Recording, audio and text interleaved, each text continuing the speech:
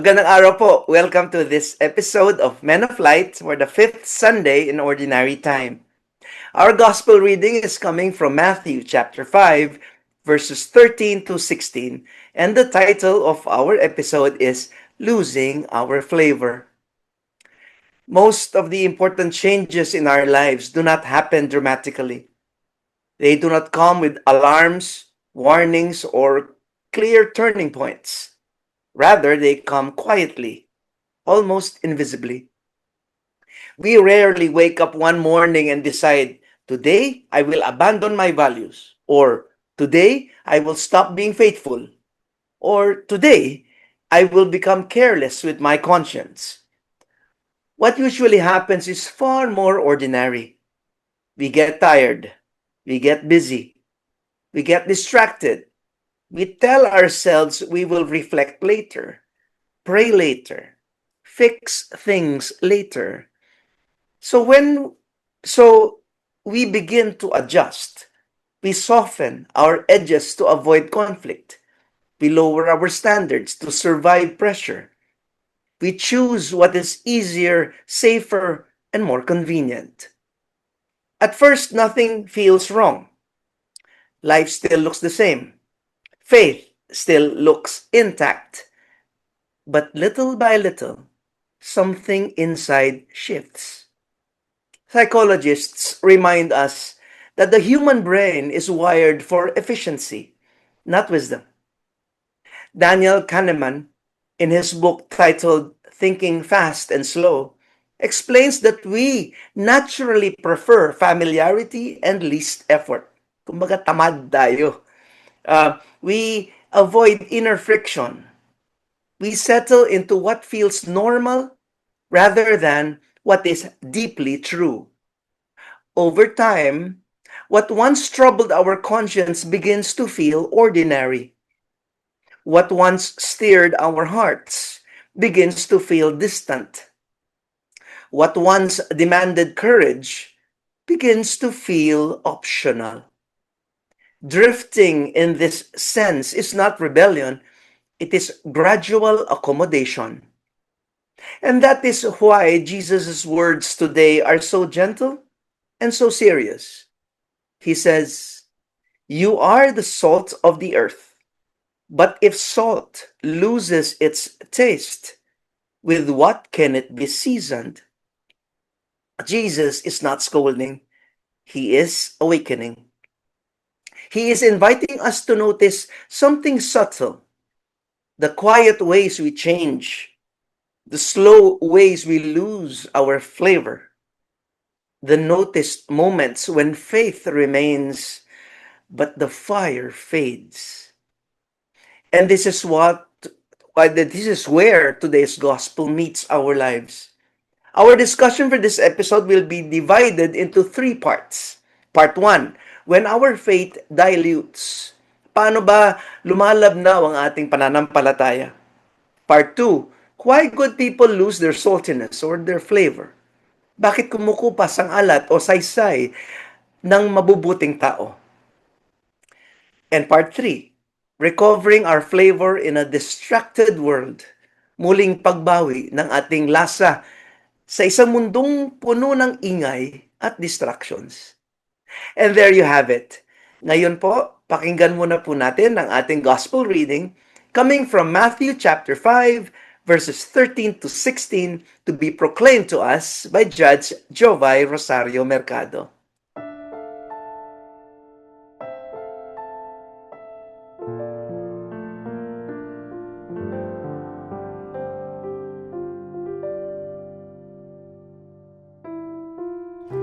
Pagbasa mula sa Ebanghelyo ayon kay San Mateo.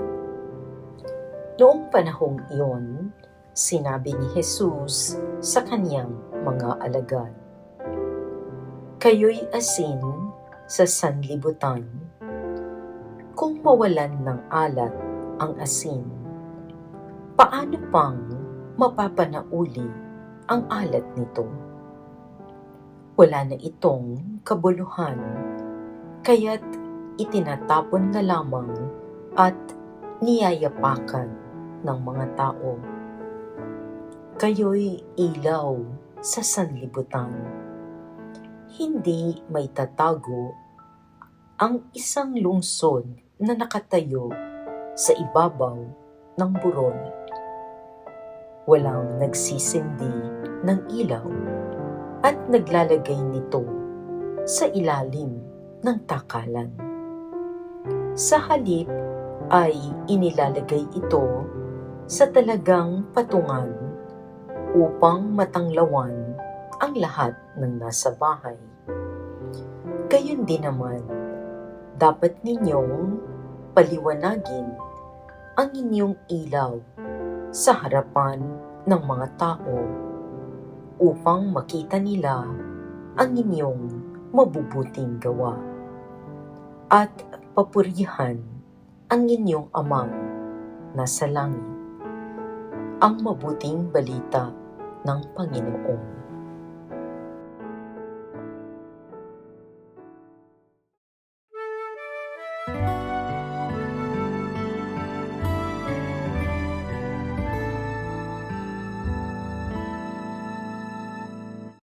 Maraming salamat po sa nagbasa sa ating gospel reading, si Judge Jovay Rosario Mercado. Kayo po ay nanonood ng aming episode for the 5th Sunday in Ordinary Time. Our gospel reading is coming from Matthew chapter 5, verses 13 to 16. And the title of our episode is Losing Our Flavor. Ito po si Brother Joey Angeles coming to you from Angeles City. Kumusta po kayo? Ito po si Father Deo Galang. Magandang hapon po. Welcome to our new episode of Men of Life. Father Edwin Bilay po, mula sa Diocese ng Cabanatuan. Kumusta kayo? Maraming salamat, Father Deo and Father Edwin. Of course, kasama din po natin ang ating laging naaasahan na Men of Light Director, si Father Jonathan Bartolome. Let's begin. In part 1, let's talk about faith dilution. Paano ba lumalabnaw ang ating pananampalataya? Jesuit biblical scholar Father Daniel Harrington explains that in the time of Jesus, salt was often mixed with impurities. There are two possible explanations for that. The first explanation is for the ancient Palestines and until the time of Jesus, especially around the Dead Sea, people would just collect water and evaporate it naturally, meaning with the help of the sun. The resulting product would be salt plus other soluble and insoluble materials like gypsum, clay, sand, and other mineral salts. It is different from the salt that we have today, which is refined salt or pure salt. No?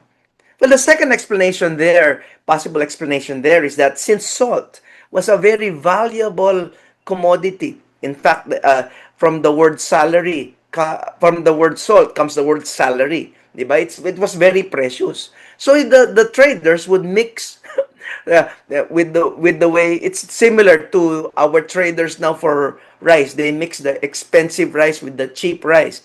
Doon they mix salt with some impurities. So Jesus, during the time of Jesus, real salt over time could dissolve. And what remained looked like salt, but had no power to preserve or flavor. Jesus is not describing people who reject faith. He's describing people whose faith slowly loses its edge, or in other words, its saltiness taste.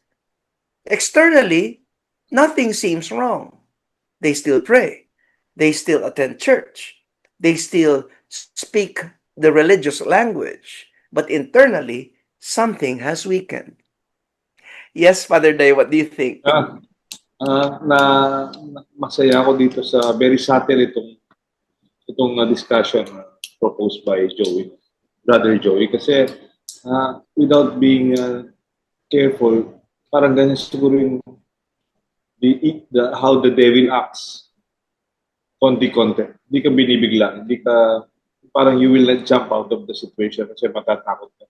Parang naalala ko yan, yung parang yung, iba meron parang boiling frog principle.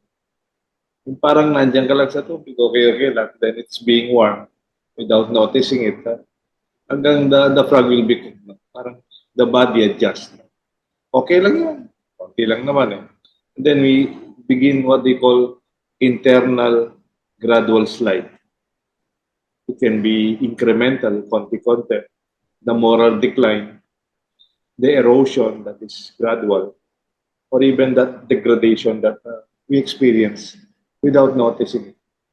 It is very subtle when it takes us, and then you realize it's already too late. Napakalalim itong discussion ni Brother Joey talaga eh. That it inspires us to look deeper into ourselves. Na dati hindi natin gusto ito pero ngayon ginagawa pala na natin. And without making ourselves excuse from this reality, kasama rin tayo sa ganyan possibility. Yes, Father Edwin. Yung naalala ko si Yumaong Bishop Lagdameo. May dalawa doon sa binanggit niya doon sa ating pag-slide, yung pagdausdos, no? Sa kasalanan, yung una, yung dropping of discipline. Yung bang parang, siguro napapagod ka, nagsasawa ka, parang pare-pareho na lang ba na dasal ng dasal o sakripisyo at gusto mo, ang tawag natin doon, meron tayong cheat day, di ba?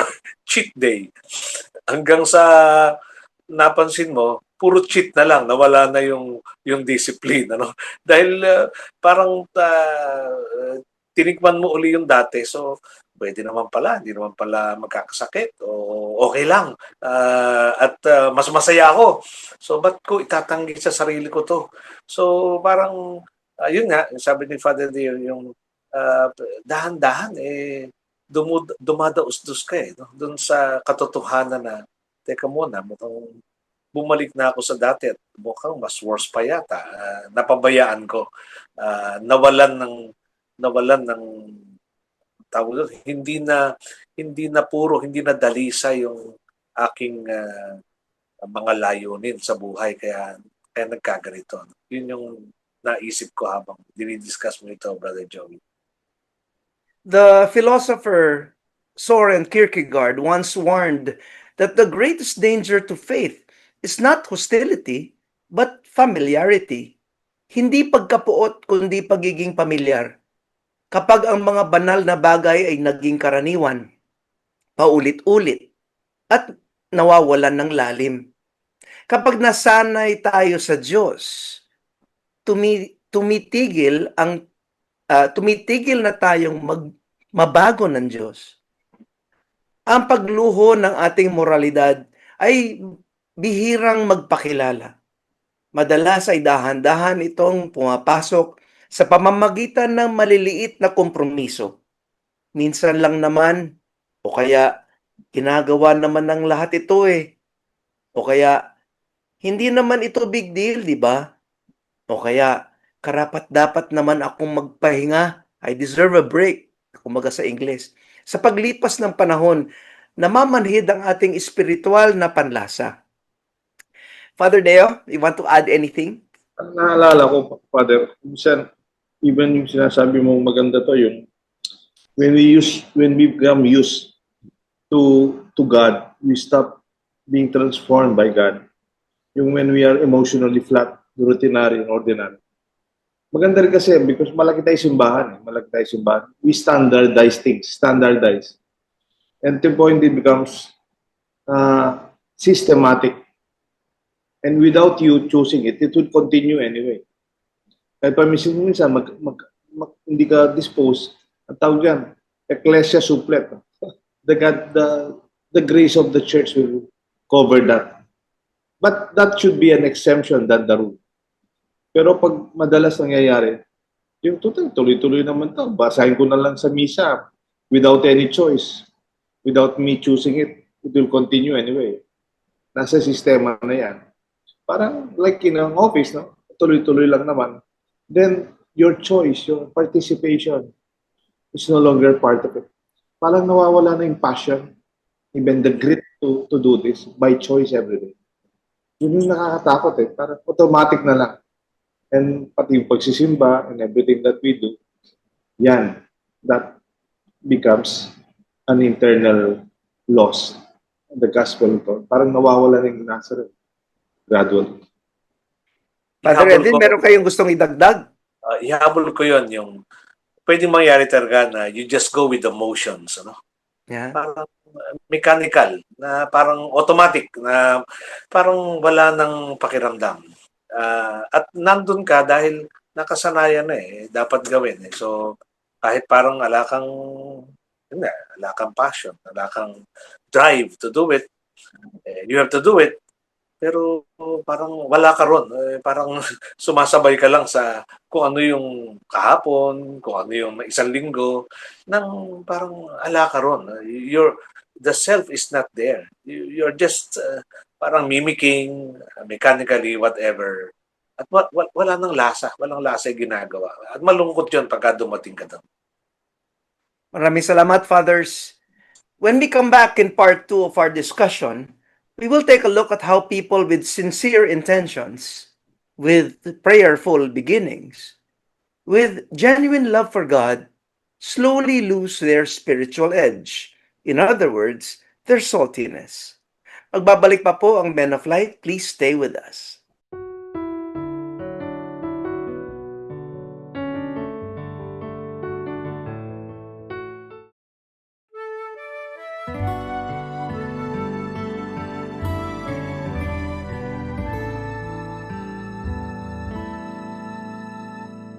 Thank you for staying with us here at Men of Light. You are watching our Men of Light episode for the 5th Sunday in Ordinary Time.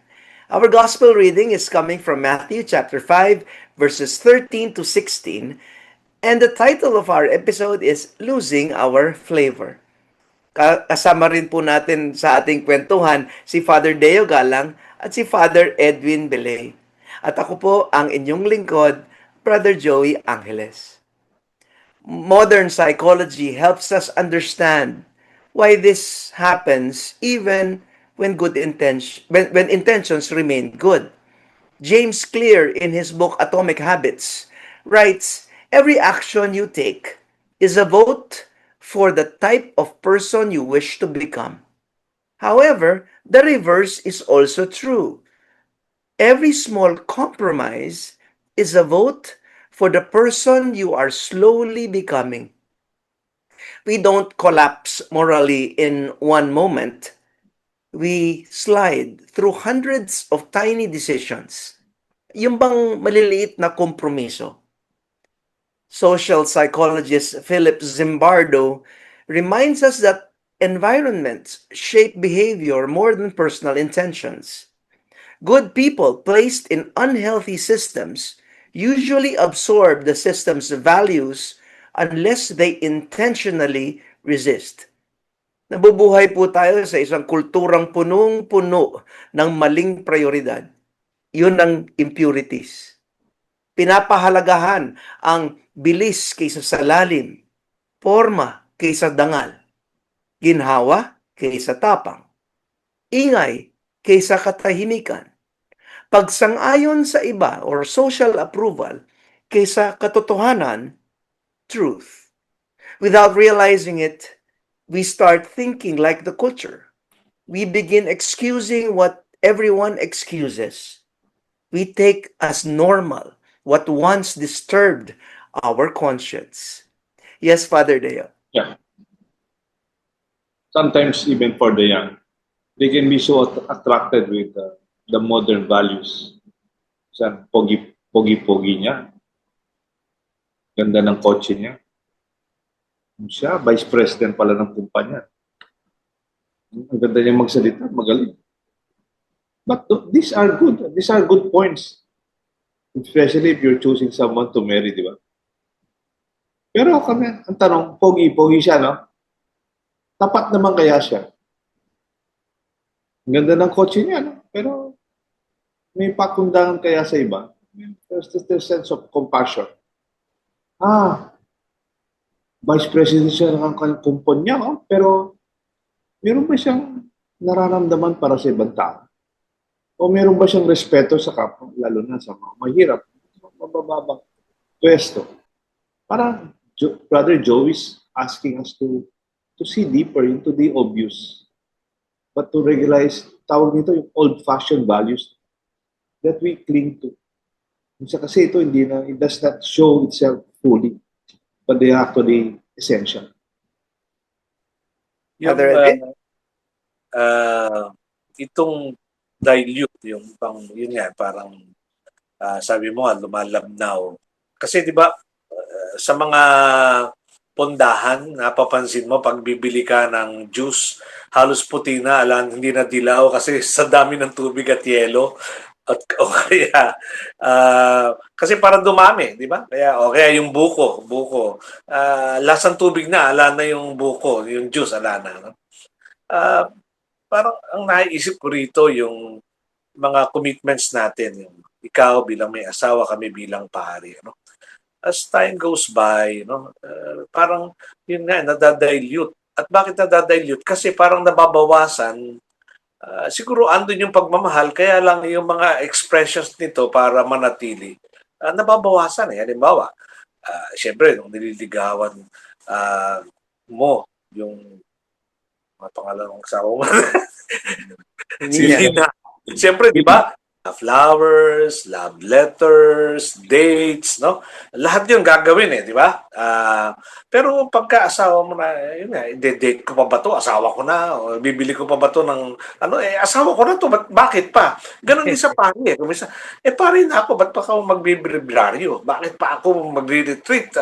Tagal-tagal kong nag-aaral, ba't ko pa iyahan din homily ko? So, binabawasan mo yung pinapatabang mo at hinahaluan mo ng kung ano-ano, kaya nadadilute. Nawawala yung yung iyong sigasig, yung iyong passion, dahil napapabayaan mo yung mga bagay na ito na tamang rekado doon sa iyong commitment, no? Sabi nga hindi naman kailangan nun.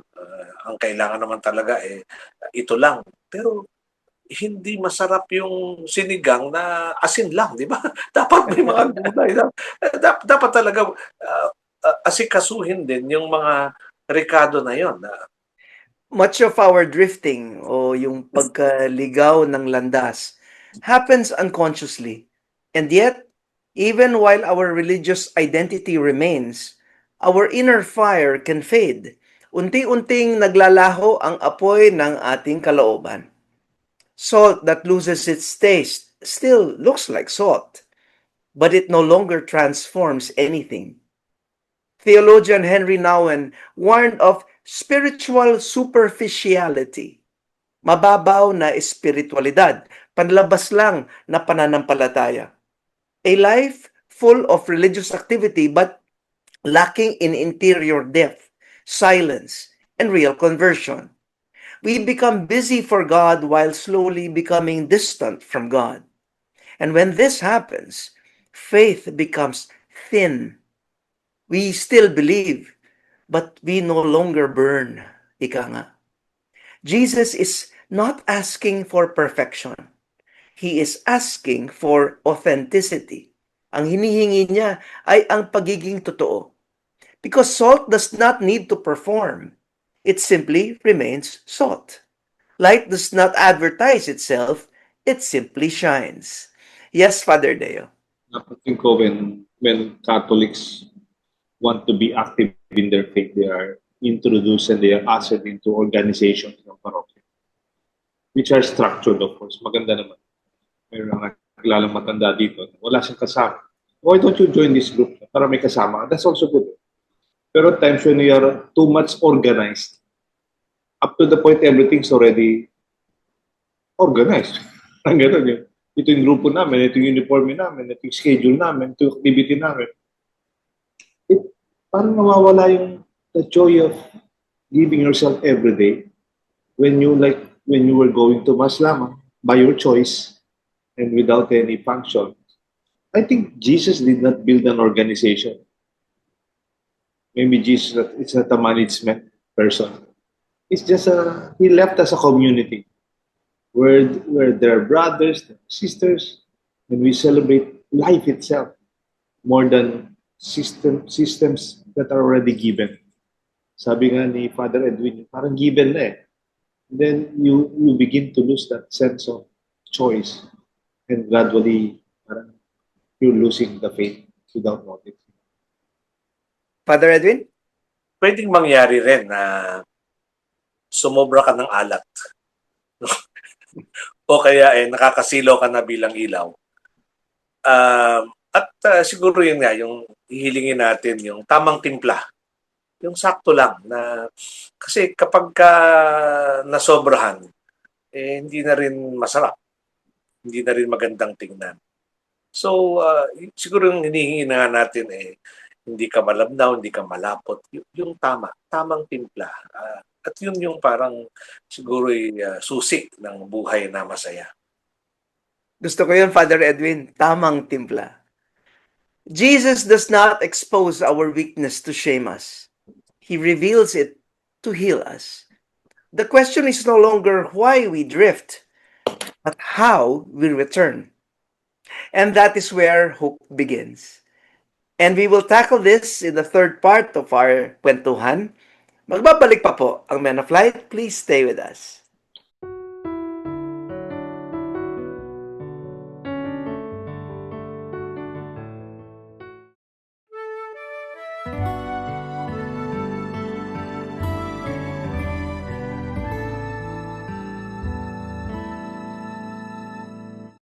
Welcome back to Men of Light. We are in the third part of our discussion. And in this segment, let us talk about how we recover our flavor in a distracted world. Yung muling pagbawi ng ating lasa sa isang mundong punong-puno ng ingay at distractions. The invitation of the gospel is not guilt. It is an awakening. Jesus does not point to delusion as of our faith to condemn us. He names it so we can recover what was lost. Because drifting is not the end of the story. Awareness is already the beginning of the return. The spiritual life often begins again, not with dramatic resolutions, but with quiet honesty. It is when we have the courage to admit, I have been busy, but not attentive. I have been faithful in practice, but tired in spirit. I have been present, but no longer deeply engaged. Psychiatrist Viktor Frankl, in his book, Man's Search for Meaning, said, and I quote, when a person cannot find a deep sense of meaning, they distract themselves with pleasure. Unquote. Madalas, ang pagkalabnaw ng ating espiritual na buhay ngayon ay hindi lang dahil sa kasalanan, kundi dahil sa distraction.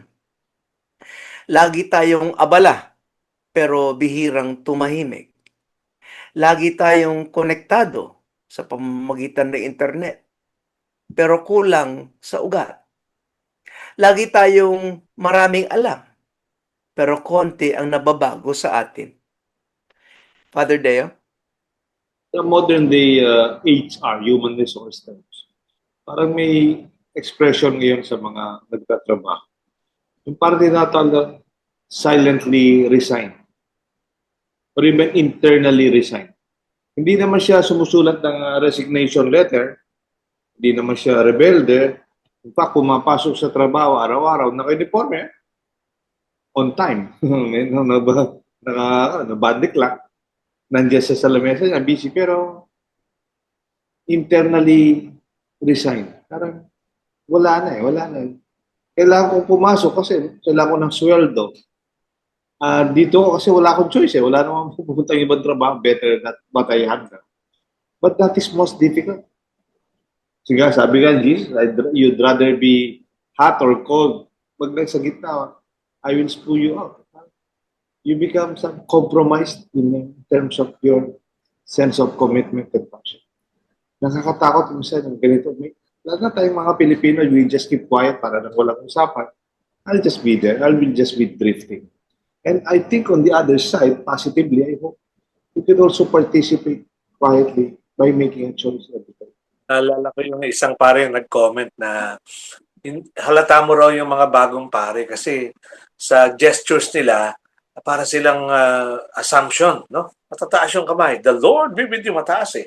Pero kapag ka daw matanda na, miraculous medal na, nakababa na, the Lord be with you. Hindi mo na makita yung kamay dahil pagod na, no? Yung assumption to miraculous medal daw yung mga gesture. Pero ito nga yung, kaya may sense yung mga renewal programs, no? Diba? Yung marriage encounter, kami din mga pare may mga renewal courses, no? Kasi kailangan talagang makabalik ka dun sa kung sino ka noon eh. Kasi habang tumatanda, at kuminsan ikaw rin, nagra-rationalize ka na, matanda na ako eh. Parang ayaw na mag-update, no? Maintindihan man ng tao na ako eh, retired na, ganun ba? Parang tinatanggap mo na hindi ka na tulad ng dati. Okay naman yun. Kaya lang, kung yun ang maging excuse para hindi mo nagawin yung kaya mo pa at maibigay mo yung the best mo pa rin at your age, at your kalagayan, ano? Ay parang malulugi ka at yung mga tao kasi you are given this gift and this vocation, magbigay gabay, ilaw, magbigay lasa, o sabi mo nga asim ba o halat, no? Sa mga tao, and you should do that until the end, no? Hindi hindi hindi ka magi-excuse na ala na matanda na ako, ayoko na miraculous medal na lang, ayoko na assumption. Hindi dapat ay andun pa rin yung drive na yan. To recover our flavor, we must relearn how to choose depth, yung lalim, in a shallow world. And this requires discernment within our life. Nagsisimula ito sa maliliit na hakbang, pagtahimik, kahit madali o nakakatukso ang ingay. Pagdarasal, kahit parang walang maramdaman. Pagiging tapat, kahit madali ang magkompromiso. Pagiging maawain, kahit mas ligtas ang walang pakialam. Pagiging matapang, kahit mas pinipili ng iba ang pagsang-ayon. Meron ka bang gustong idagdag, Father Deo? Father Edwin? Okay na, ang ganda ng ano mo, ng mga Tagalog na yun, Tagalog. Salt does not shout to be effective. It simply stays true to what it is. Light does not struggle to be noticed. It simply remains uncovered. The Christian life then is not about standing out loudly, but about standing firm quietly, day after day, choice after choice, and slowly what was diluted becomes or begins to strengthen again. Sapagkat ang lasa ay hindi na ibabalik sa tindi lamang, kundi sa katapatan. Hindi sa paggawa ng mas marami, kundi sa pagbabalik sa kung ano ang pinakamahalaga. There you have it. Babalik pa po ang Men of Light, and in our last segment, we would like to acknowledge your Facebook and YouTube messages, prayer requests, and our birthday celebrators. And we are going to have a short summary and assignment, and we will end with the prayer and blessing to be led by Father Edwin Belay. Please stay with us.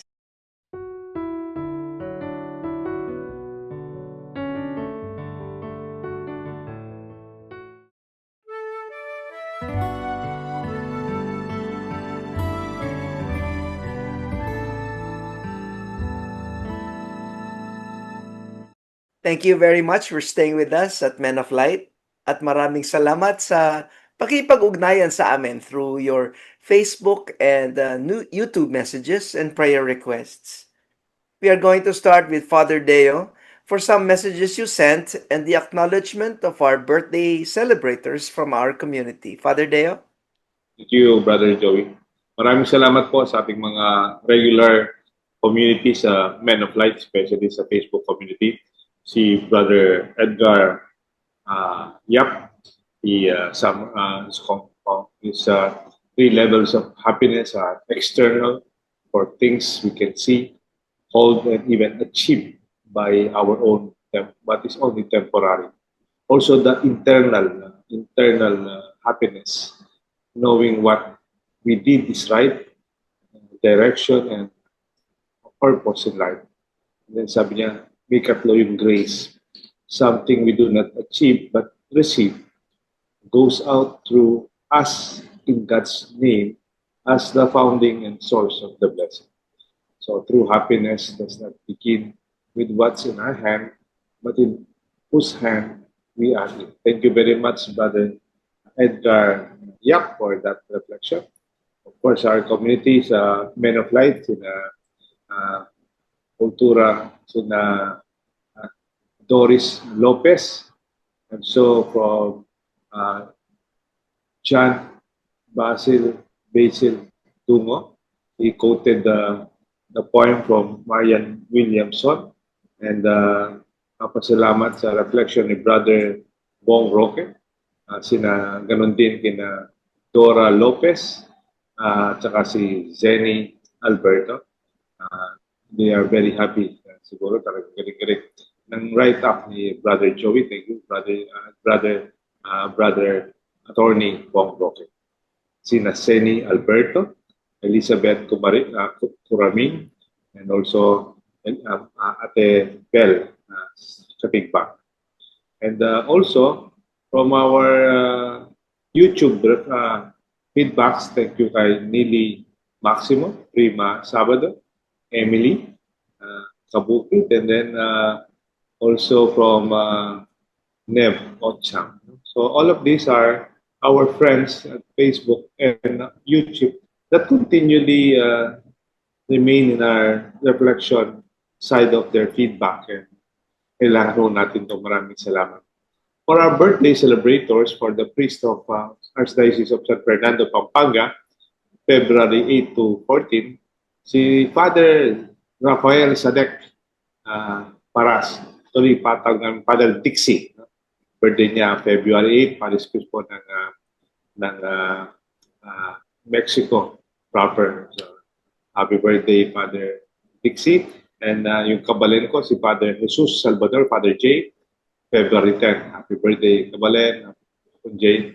And then from our friends at Men of Light, February 8, Alice Espino. Happy birthday, Alice. Then February 9, Aileen Galura and Sister Josefina Magat, religious of the Assumption from Asunta. We also pray for Primo Valerio, Flor Matias, and Brother Bernie Henson, February 10, ang kanilang birthday. And then February 11, Lourdes, sakto-sakto, Lourdes Canlas Esguera. Ate Lu, happy birthday. And then February 13, si Mark Henry Enriquez and Remedios Baby Guanzon of Santa Rita. And then lastly, February 14, wow, Valentine's. Birthday po ni Ate Joanne Dizon, wife of Architect Dan Dizon. Yung lahat po ang ating mga birthday celebrators at ating mga feedbacks. Thank you very much, Father Deo. For a short summary of our episode, today's gospel reminds us that losing our flavor does not usually happen through rejection, but through neglect. Faith rarely disappears overnight. More often, it slowly dilutes, mixed with the impurities of fatigue, distraction, convenience, and quiet compromise. Jesus' warning about salt is not harsh, but it is honest. Salt that absorbs too much of its surroundings begins to lose what makes it salt. In the same way, we can remain religious in appearance while slowly losing inner clarity, courage, and depth. We drift not because we are unfaithful, but because we are human, because we adapt, because we grow tired, because the world around us constantly shapes our thinking and desires. Yet the gospel does not leave us there. Awareness becomes grace. Naming our drift becomes the first step home. Jesus does not ask us to escape the world, but to remain fully ourselves within it, awake, grounded, and faithful. To be salt again is not to be louder or harsher, but to be truer. To be light again is not to perform, but to remain uncovered. And so the invitation is simple and hopeful: to notice where we have diluted, to return to what matters most, and to trust that even quiet fidelity lived day by day can restore flavor and bring back light into the world. For our assignment po this week, number one, notice one area where you have drifted, not rejected it, just grown careless. Two, name one thing that has been diluting your values. Example, maybe a habit, a distraction, or compromise.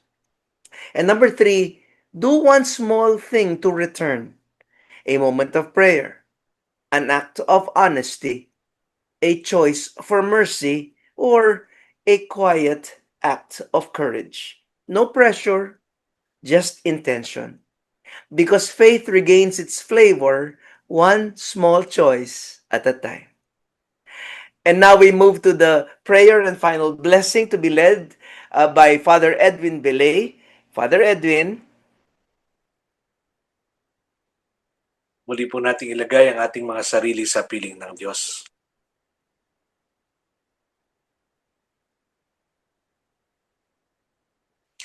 Sa ngalan ng Ama, at ng Anak, at ng Espiritu Santo. Amen. Amen. Panalangin sa gitna ng pananabang at panlalamig. Lord, salamat po sa paalala sa aming bukasyon na kami ang asin at ilaw ng sanlibutan. Asin na pumipigil sa pagkasira o pagkabulok, ilaw na nagbibigay ng gabay at pag-asa. Pero Lord, sa totoo po, minsan tinatanong ko na ang sarili ko, may dating pa ba ang buhay ko sa iba? May lasa pa ba ako? May liwanag pa ba akong naibibigay? O tahimik na lang akong nabubuhay? Walang naaabot o epekto sa kapwa. Hindi na ako nagmamarka. I'm not making a dent in the lives of people you have given to me.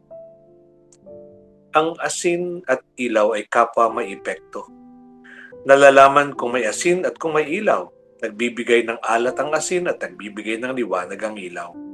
Pero hindi kailangan ng maraming asin para malasahan ang alat. Hindi rin kailangan ng malaking apoy para magkaroon ng liwanag. Kahit nakakaunti lang, malalaman na ang kanilang epekto. Ang asin ay kailangang matunaw para magkaroon ng epekto. Ang apoy ay nauupos para magbigay ng liwanag. Kapwa sila nauubos o nawawala para mapakinabangan. Hindi naman po nagbabago ang gawain, hindi rin nagbabago ang bukasyon at misyon. Asin at ilaw pa kami mula sa simula. Pero mas malamang, ako ang nagbago. Ako ang napagod. Ako ang nanabang. Ako ang nanlamig. Ang dating may sigasig sa napaggawa, ngayon ay parang obligasyon na lang. Ang dating masarap ipaglaban, ngayon ay parang wala nang dating. Hindi pala nawala ang alat. Ako pala ang nawalan ng panlasa. Hindi pala humina ang ilaw. Ako ang tumalikod sa liwanag.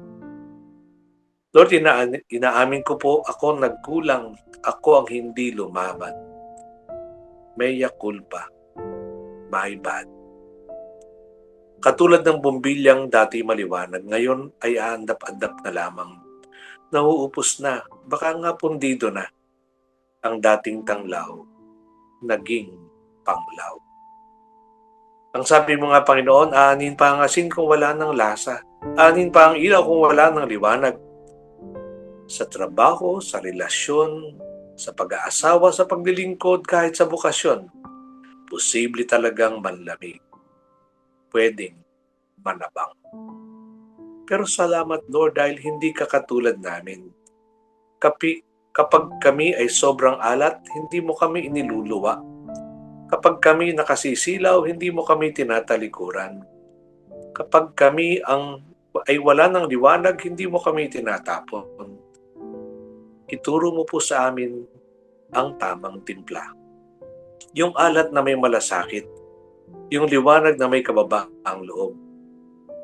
At kung dumating ang araw na wala na talaga kaming maibigay, ni lasa, ni liwanag, sana po naroon ka pa rin. Kahit dapat nasa labas na kami, kahit wala nang pakinabang, hindi mo rin kami tinatapakan. Wala pong patapon sa iyo, Lord. Kahit ang mga napagod, mga nanlamig at nanabang at nawalan ng gana para sa iyo, kami nananatiling anak. Pinapasok mo pa rin kami sa loob ng iyong puso. Salamat po sa pag-ibig na hindi napapagod. Salamat sa pagtanggap ng walang kondisyon. Salamat sa liwanag na hindi nauupos. At matamis mong pag-ibig na hindi nagmamaliw. Ibalik mo ang lasa at liwanag noong una sa amin. Ibalik mo kami sa iyong kanlungan. Amen. At sumainyo ang Panginoon At sumayin niyo rin. at pagpalain kayo ng makapangyarihang Diyos, Ama, Anak, at Espiritu Santo. Amen. Amen. Maraming salamat, Father Edwin, for that beautiful and heartfelt prayer. Lagi pong tagus sa puso ang inyong mga prayers, sa totoo lang. And thank you also, Father Deo. Malaking karangalan po na makasama ko kayong dalawa bilang co-host sa episode na ito. And of course, thank you also to our director, Father Jonathan Bartolome, for always being there behind the scenes for us. At dito po nagtatapos ang episode namin ng Men of Light. Ito po si Brother Joey Angeles from Angeles City. Before I end, I'd like to borrow the favorite expression of Judge Joey, be the salt of the earth and the light of the world. Po si Father Deo Gala, maraming salamat po. Hope to see you sa mga Sunday Masses po natin. Let us be there to be part of this wonderful church. Father Edwin Bilay po mula sa Diocese ng Cabanatuan. Magsimba po tayo.